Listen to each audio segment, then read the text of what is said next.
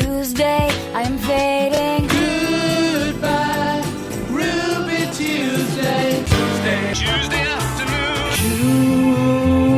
Tuesday's gone with the wind. Hi, everybody, and welcome to NSS. This is the Reynolds Report.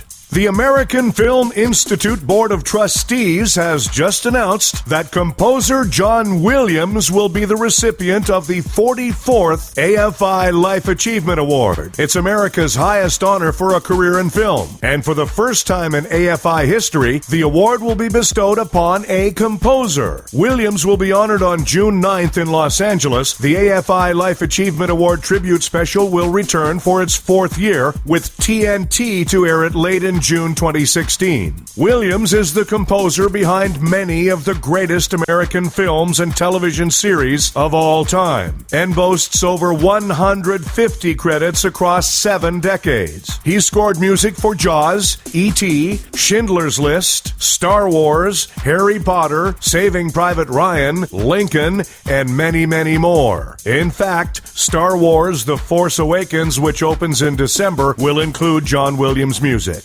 Speaking of outer space, William Shatner spent many years as a starship captain, so when he says we should be more excited about the discovery of water on Mars, then damn it, we should be more excited. He says, quote, "The discovery is really the discovery of life other than on Earth. Water is the origin of life, and we found water, so there are life forms on Mars, and therefore other places. It's the destruction of the uniqueness of the Earth and biblical passages which say we're the only ones around. I mean, it's an enormous discovery, and I don't think it's been treated with the proper respect."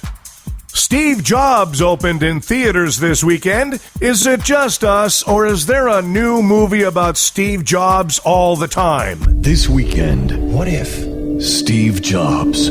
the computer was a beautiful object? For those of you who haven't seen the one from 2 years ago with Ashton Kutcher, I'm trying to build an Apple, and they're taking it away from me? and haven't seen the new Steve Jobs documentary, The Man and the Machine, I saw my first computer when I was 12. or the other 2 documentaries about Steve Jobs, One Last Thing and The Lost Interview, He made the iPod.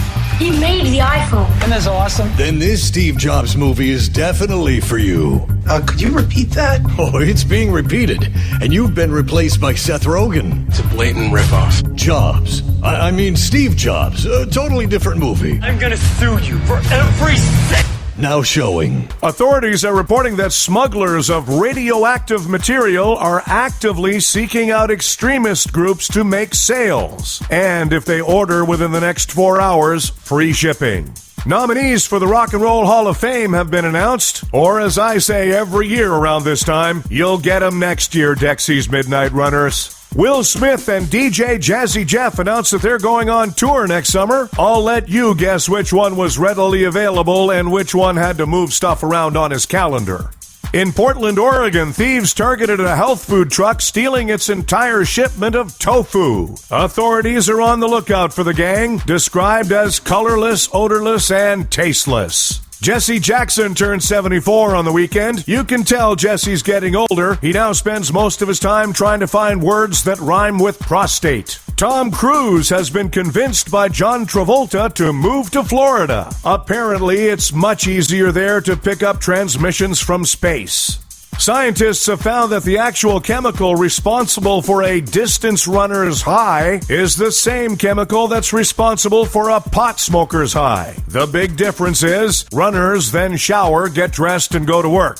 A car thief in Australia tried to evade police by driving into the ocean, and his plan would have worked had he not driven into the ocean.